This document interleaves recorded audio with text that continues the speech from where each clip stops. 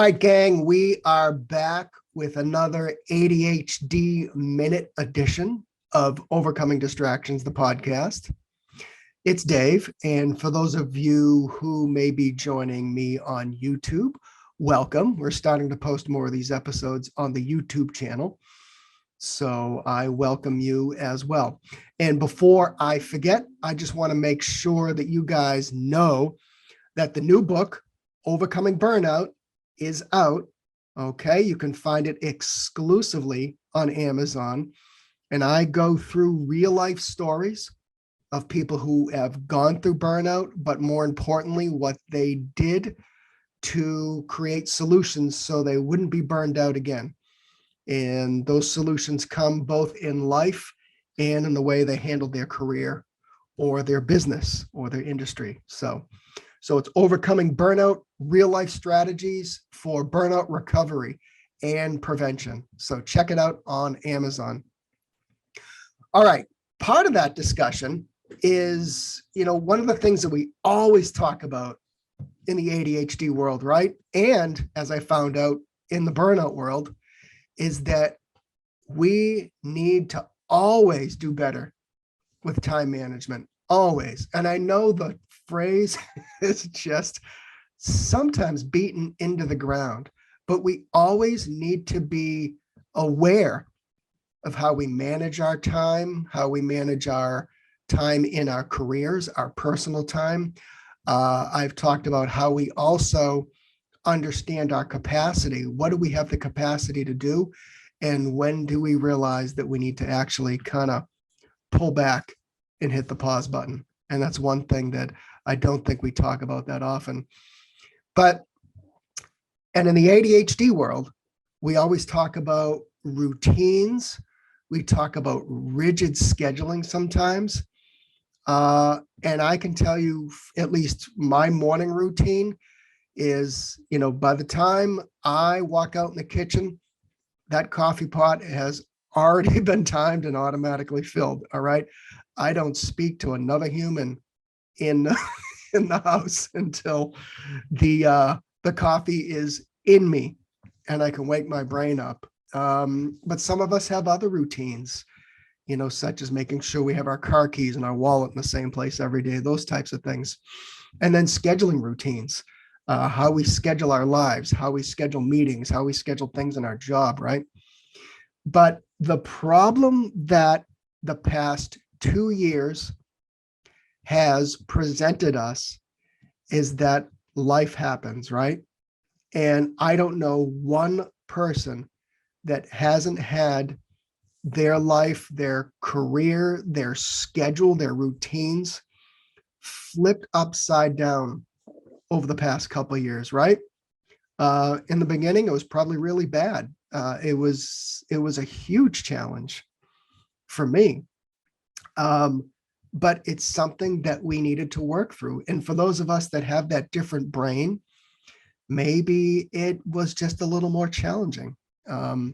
This is actually why I got into writing Overcoming Burnout, was because I realized that the stress, the day-to-day stress of running a business and trying to manage my time and jumping around from one commitment to the next, and a whole host of other things that I share in the book, it needed to be dealt with. Things were changing rapidly. But we think about the commitments we have, right? Workload, personal commitments, such as, soccer practice with the kids, those activities with kids, schedule changes in the career, meetings, the place we work, right? Even our desk changed. So there needs to be a little bit of flexibility when it comes to managing the activities of our day-to-day life. And I know some of us in the adult ADHD world, maybe we don't like flexibility, but the fact remains that the past 2 years have taught us that it just needs to be part of our lives. So I want to talk about how we can make maybe flexibility a little easier. And the way we do this is to just revisit our schedule, our commitments in our life on a regular basis. So I'm going to talk about one way to do it. And the way I've done it, and again, this is just advice. It's just a podcast. Okay. You can take from it what you want.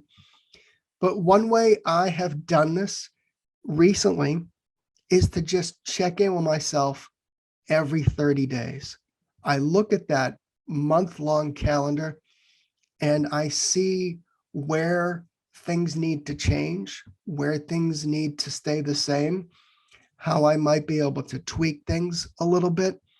And that has done quite a bit for me as I can kind of get a little runway in my life, see over the horizon a little bit, and just get a snapshot of what the coming few weeks are going to look like. So here's a few things that I do, and that I'm going to suggest that you just try. Okay.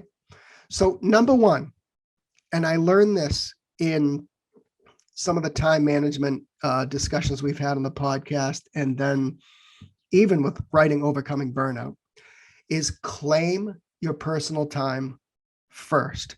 You need to claim your personal time first. Many of us get exhausted, we get tired, we even experience burnout by letting our professional lives run our personal lives. And it really needs to be the other way around. If you're going to manage your life and manage your career and not burn out and not get exhausted and not get frustrated and cynical, then you need to, every 30 days, claim your personal time first. Okay. That's the gym. That's dinner with your spouse. That's all those commitments that you want to do. You want to go hang out with your friends or your buddies, or even those personal commitments, such as making sure that you are there for your kids when you're needed. You need to claim your personal time first. And in prime ADHD fashion, out of sight, out of mind, right? So put it in the calendar. If you have a personal commitment, then do your best to drop it in your calendar. But again, remember that theme. Claim your personal time first. Number two, block out those days for focus and those days where you can get in the flow of things, and do your best not to book any meetings. I like to call these theme days. So if I'm doing meetings, or I'm doing, say, business networking for the business or other things, phone calls, what have you. Maybe I'm doing work for clients. I like to make those days distraction free. And the way I do it is I try very hard not to book anything else within those days. And I think you need to try and do the same. Block out days for focus. Block out days where you can get in the flow and you can get a running start and you can really get into the zone and get a ton of work done. Not only a ton of work, but quality work as well. Okay. So book those days for focus, flow, no meetings. Number three, when you do book meetings, leave a little time in between, just a little bit of buffer. It could be everything from grabbing food, or hitting the restroom, or just giving your brain a break. Just leave even 15 minutes. Okay. That gives you a little bit of flexibility to just give your brain a break. Okay. But when you do book those meetings, leave a little time in between and understand your capacity. So if you know your brain can only handle 2 or 3 meetings a day, and you can do it within your career or your workplace, or your boss or leadership can allow you to do this, then set a limit on the number of meetings. Number 4, be in charge of your schedule. And what I mean by this is that try very hard not to let others run your day. I know there's some careers that this just may not be doable. Maybe you're in sales, maybe you're on those incoming calls or inbound calls, and it is what it is. but try your best if you can to be in charge of your schedule. And that goes back to making sure that you block out those days, those times where you're actually doing work. And don't be afraid to say, I'm not available at that time. Can we pick another time? You need to be a little flexible on that. But try your best to be proactive and don't wait for others to schedule your time for you. Leave it up to yourself.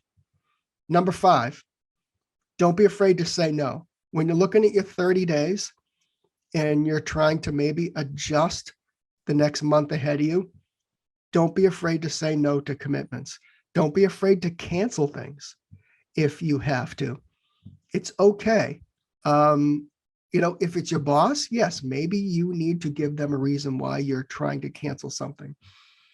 But if it's others, and there's going to be no, repercussions for it, then don't be afraid to say no.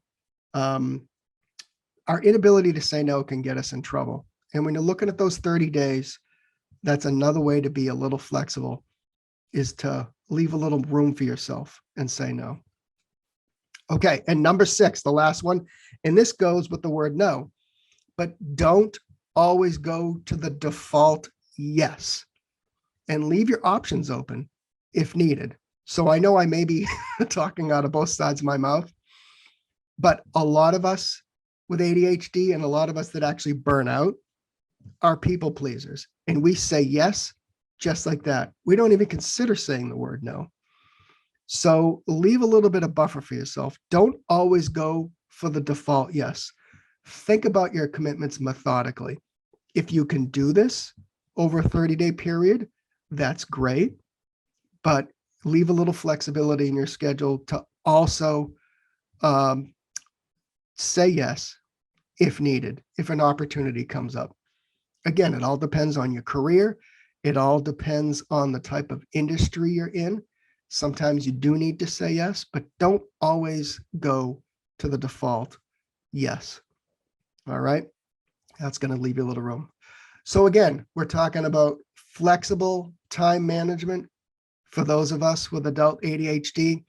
I know every career is different. I know every industry is different. Some jobs are different, but try to be a little flexible, because while the good chunk of the pandemic is over, the after effects that have entered our workforce and entered our businesses and entered our lives is here to stay. So we need to be just a little flexible, and planning ahead and looking out those 30 days are going to help you get a little more comfortable. All right. You want to find out more about me, find past podcasts, find the book Overcoming Burnout. You can go to overcomingdistractions.com. There is a link to Overcoming Burnout if you want to check it out and if you want to purchase it.